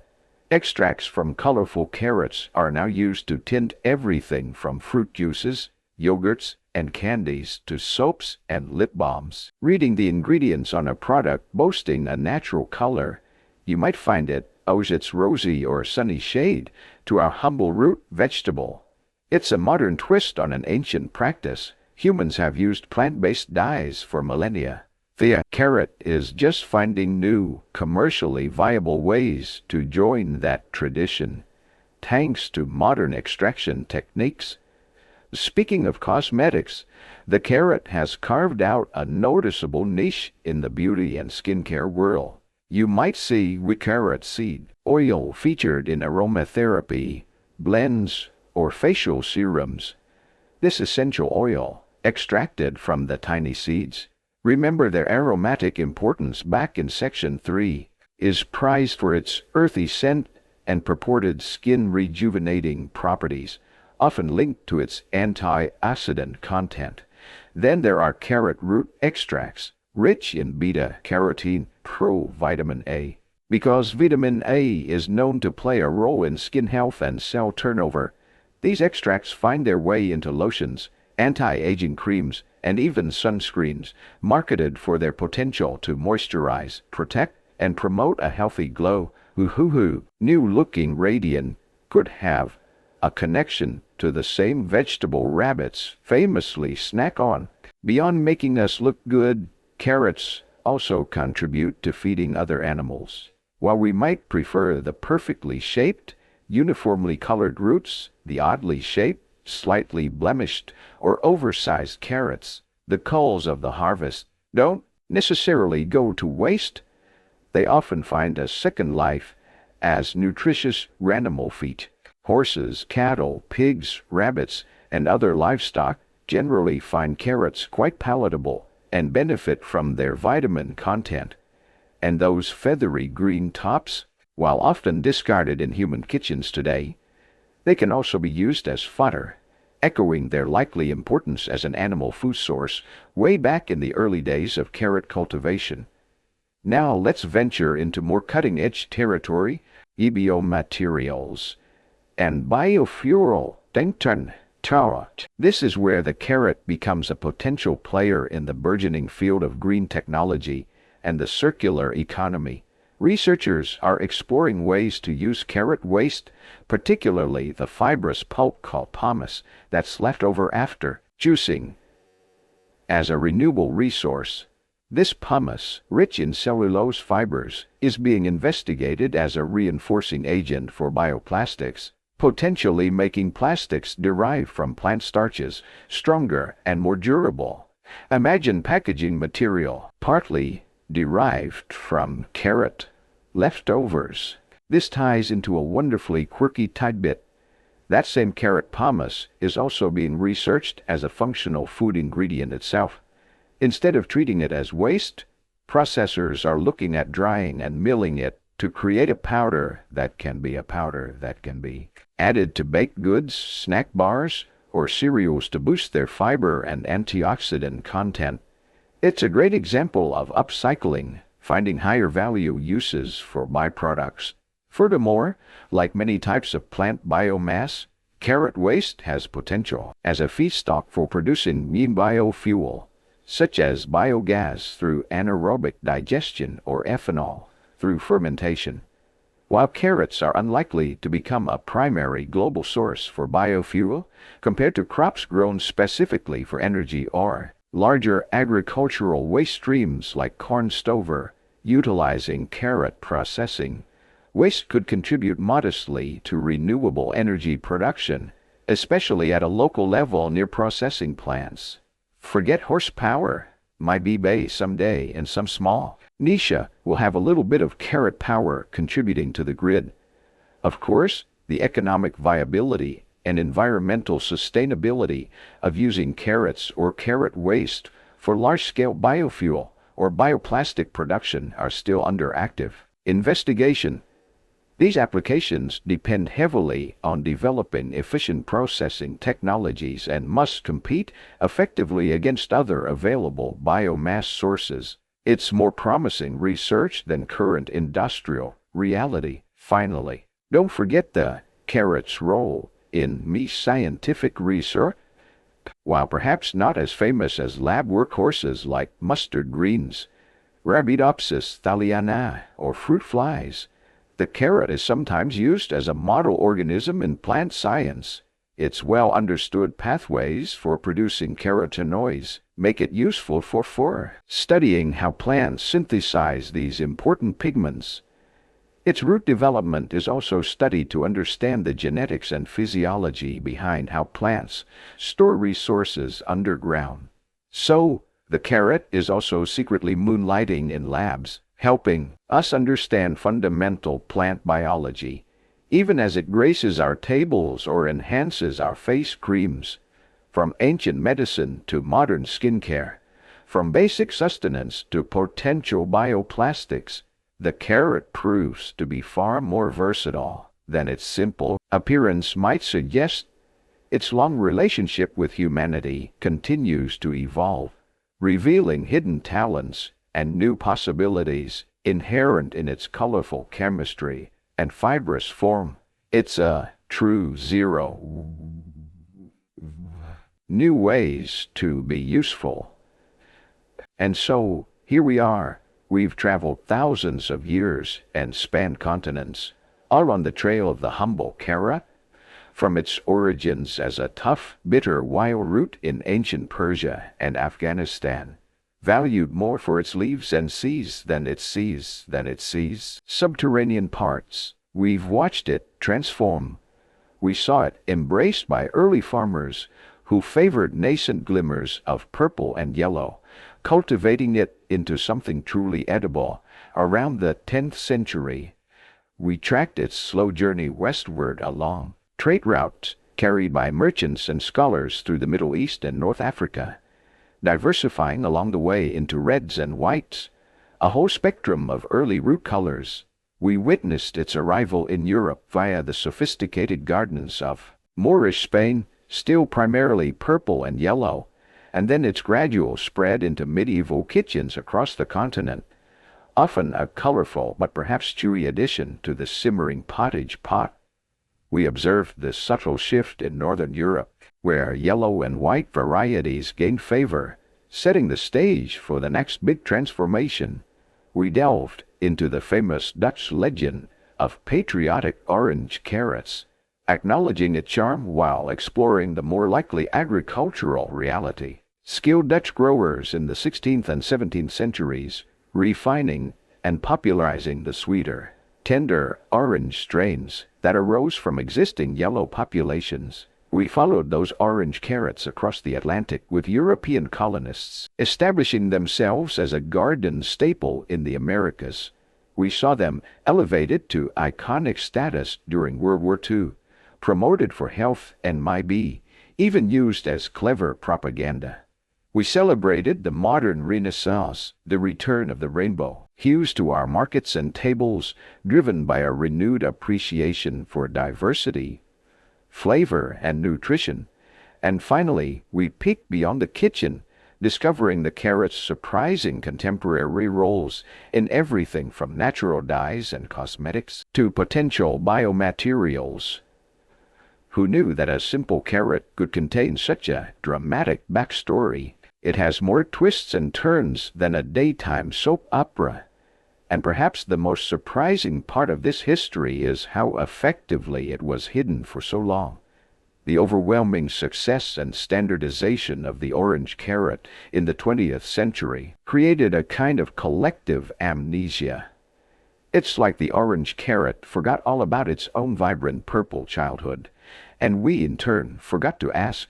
We look at this ubiquitous root crunchy, sweet, reliably orange, and assume it was always thus. The millennia of selection, the journeys across cultures, the kaleidoscope of colors that defined it for most of its history, all condensed and obscured behind that familiar orange facade. It's a potent reminder, isn't it, how easily the deep history of everyday things can be overlooked.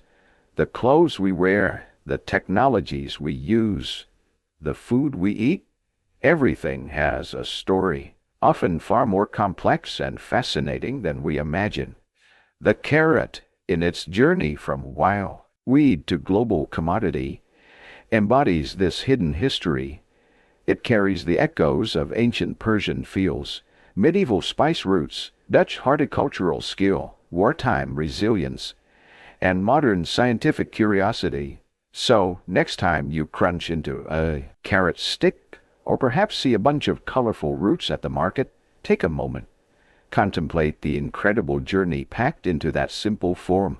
Imagine the hands that saved the first promising seeds, the traders who carried them across deserts, the gardeners who adapted them to new climates, the breeders who continue to shape their evolution.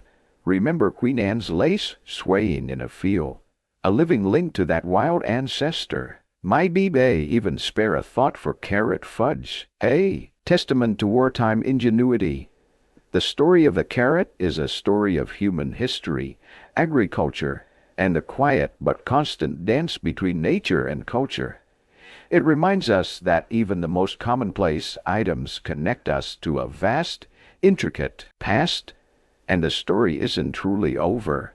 Plant breeders continue to work with carrots, developing new traits, perhaps rediscovering old ones. Maybe, in another 1,000 years, they'll be plaid or glow in the dark.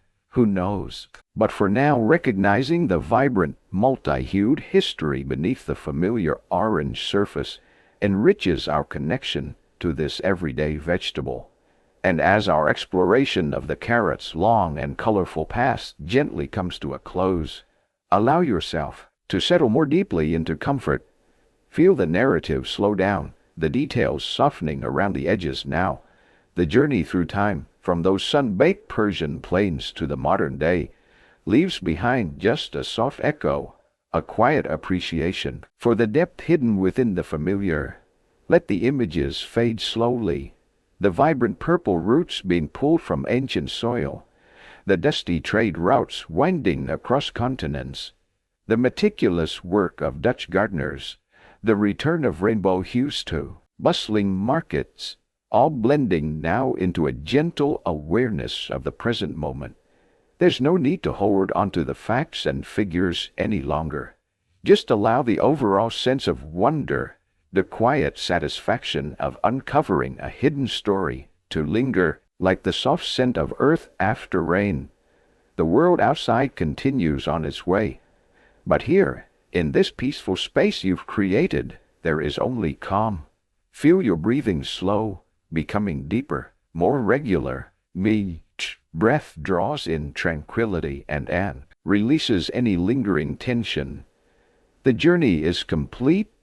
The knowledge is absorbed, not as data, but as a subtle enrichment, a quiet understanding. Let the soft background hum of the fan or the gentle silence around you cradle you into relaxation. There is nothing more to learn now, nothing more to do, except to drift peacefully towards rest. The story has been told. The story has been told. And now only peaceful repose remains, drifting gently towards sleep.